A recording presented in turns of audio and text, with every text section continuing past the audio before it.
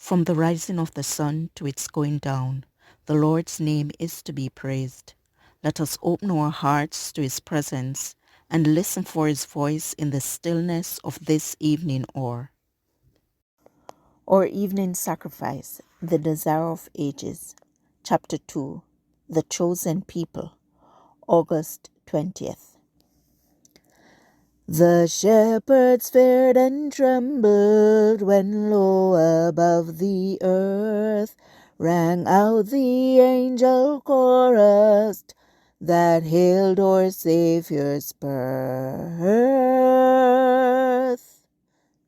Ye are my witnesses, saith the Lord, and my servant whom I have chosen, that ye may know and believe me, and understand that I am he. Before me there was no God formed, neither shall there be after me. Isaiah 43, verse 10. They were brought into subjection to Babylon and scattered through the lands of the heathen. In affliction many renewed their faithfulness to his covenant, while they hung their harps upon the willows and mourned for the holy temple that was laid waste. The light of truth shone out through them, and a knowledge of God was spread among the nations.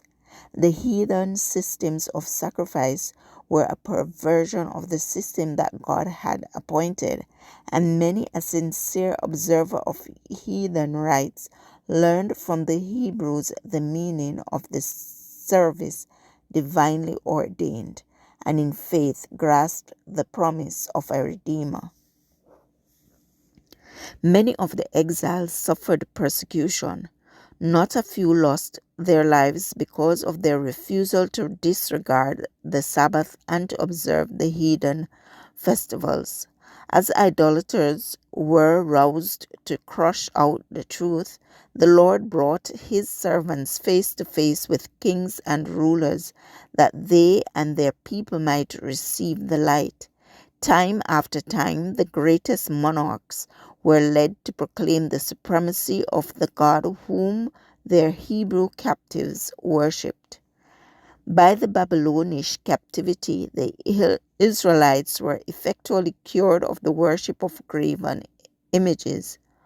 During the centuries that followed, they suffered from the oppression of heathen foes until the conviction became fixed that their prosperity depended upon their obedience to the law of God.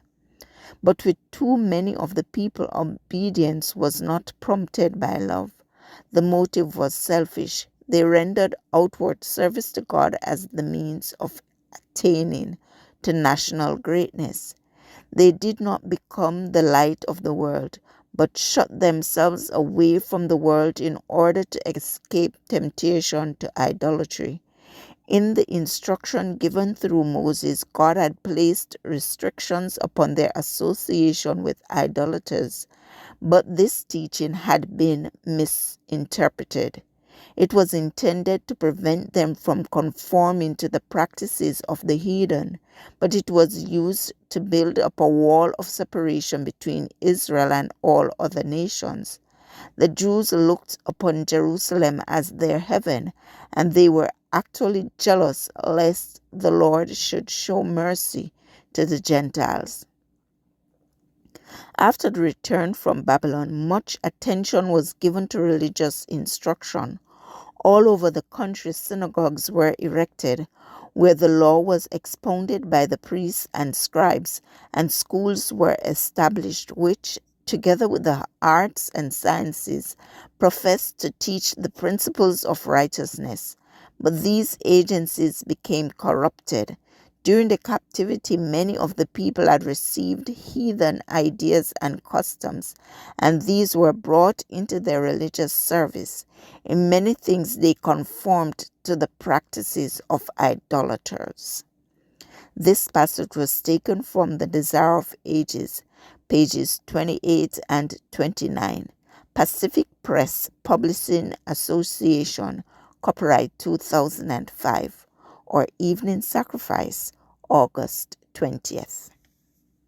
I encourage you to connect with God and receive strength to overcome obstacles each day. Thank you for listening. Please join us tomorrow as we offer up our evening sacrifice.